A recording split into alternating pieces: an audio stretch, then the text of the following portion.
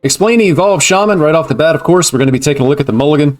Carving Chisel is a little bit borderline, but I'm going to keep it here.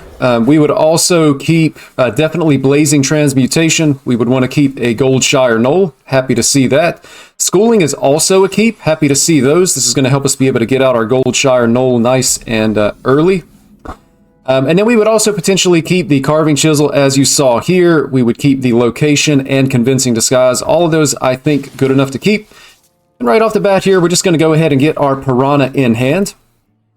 If we do hit some type of evolve effect in the form of Blazing Transmutation, a Convincing Disguise, or the Location, then we're going to be able to get a nice evolve early out of the Goldshire Knoll. Unfortunately, not happening here. And the question really becomes, what's the best way to approach this turn? We could just go ahead and play the Knoll here. The Knoll is vulnerable being out on the board. We really want to save it until we can evolve it. So I think we can actually potentially, it looks like we're going to be up against probably a Curse Warlock.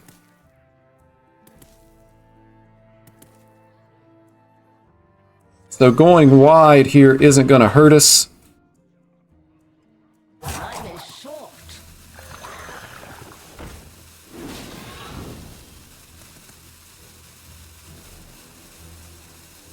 And we're just going to go ahead and make the trades just like this. I was considering whether or not I wanted to use the coin and play the schooling, but there's no real reason to. Still hoping to be able to get an early evolve on the Knoll here. And it looks like that's exactly what's going to happen. So we'll be able to play the schooling. And then we're going to have the Knoll. We're only going to be able to trade for one.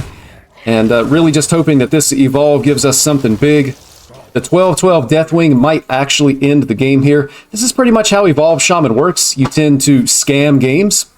Our opponent not ready to give up just yet.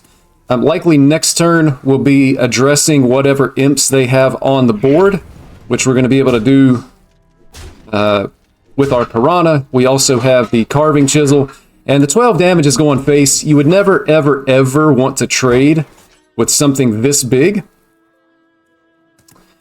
So I think what we're going to do here is I want to equip the Chisel, and we're going to start working down some of these minions.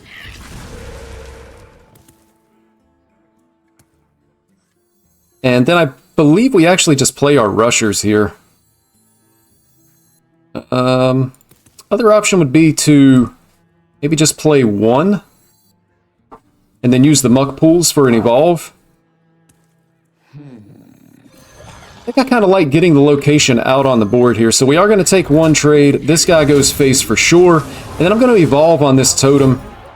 And you can see here that gives us a 2-3 to be able to fight for the board. Probably not really anything our opponent is going to be able to do as far as being able to address the 12-12 on the board. We're expecting to just be able to win based on having this big boy on the board. Our opponent really helpless.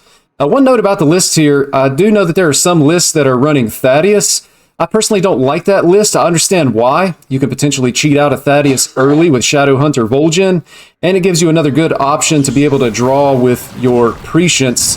The thing that we want to be able to keep in mind here is, though, for me, it just makes the deck a little bit too heavy having an additional 10-drop in the deck. We are going to want to get rid of this, which we can do just by playing our Piranha here. And the question is, do we want to draw first? That's going to be 3-4 mana.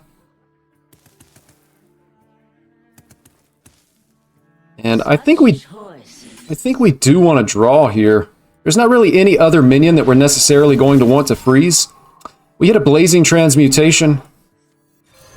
And we're going to go ahead and get these guys down. And we definitely want to remove this, try to shut down our opponent's healing.